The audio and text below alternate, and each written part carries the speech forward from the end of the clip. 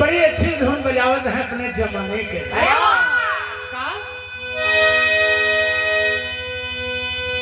क्या रे बोला जानी बोला,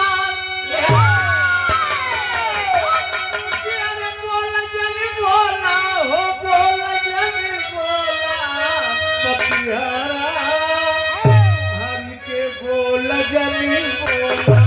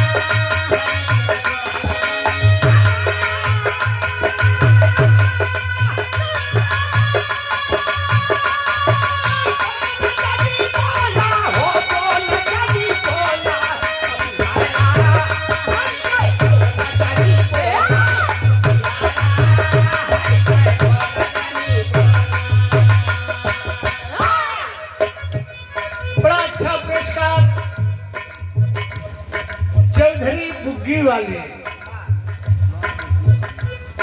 वाह बुग्गी वाले बहुत हुआ नहरा पे पहुंच गए हैं। कहन हम कब से पैसा लेके घूमत है, हम कहे क्या भैया चौधरी साहब आए भी थे। कहन हमारे जहाँ मेला लागत रहा भैया वहीं हमारे घर आए। अरे हम कहे हम चीनत है। चौधरी बुग्गी वाले भैया के करकमलों द्वारा 101 रुपया पुरस्कार, बार बार नमस्कार, बार सब भाइन के बार बार नमस्कार प्रणाम हो।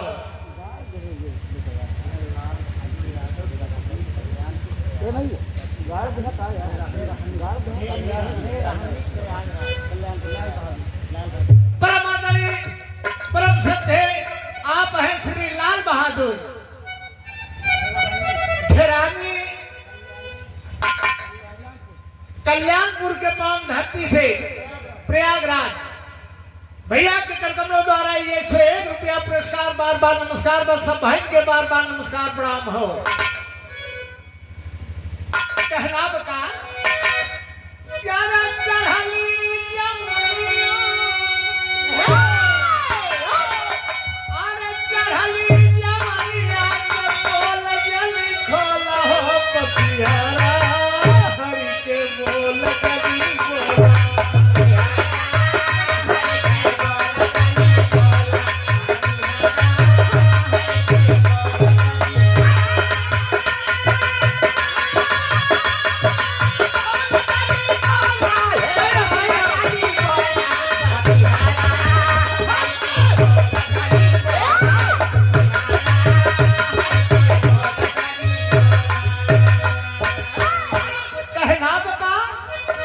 कि प्रीतिया बड़ी मार्के के बाद किसी कवि ने लिखा और गाया का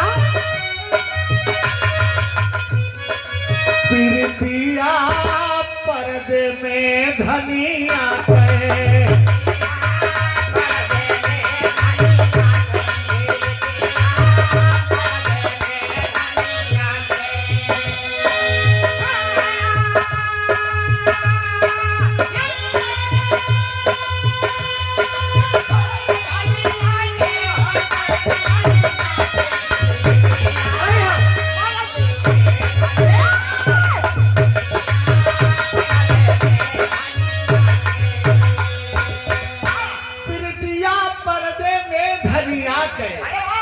का कि जवने समाज में पर्दा नहीं है,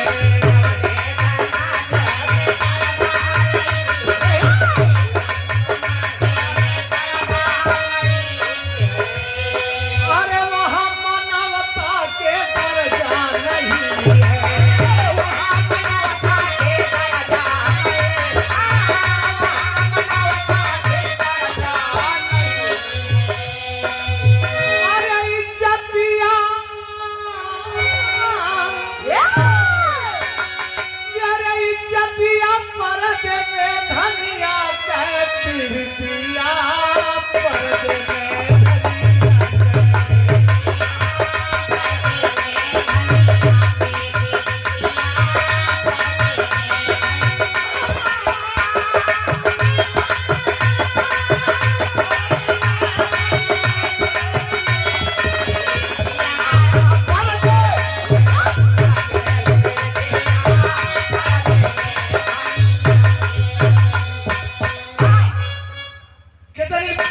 बढ़िया जिस जवने समाज में पर्दा नहीं है वहाँ मानवता के दर्जा नहीं है।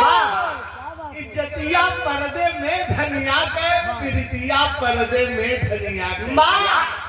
कहना बता जवने समाज में पर्दा नहीं है,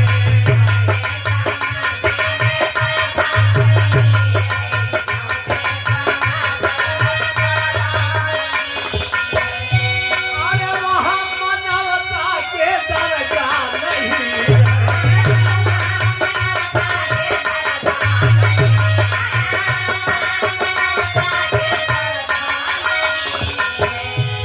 अरे इज्जतिया पर्दे,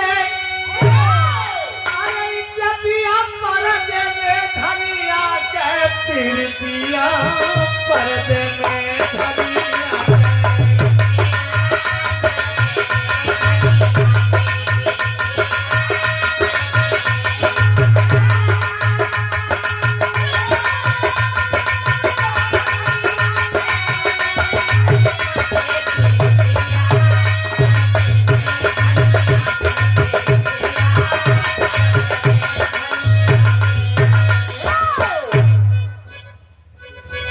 अच्छा, कितनी बढ़िया बढ़िया बात बाबूजी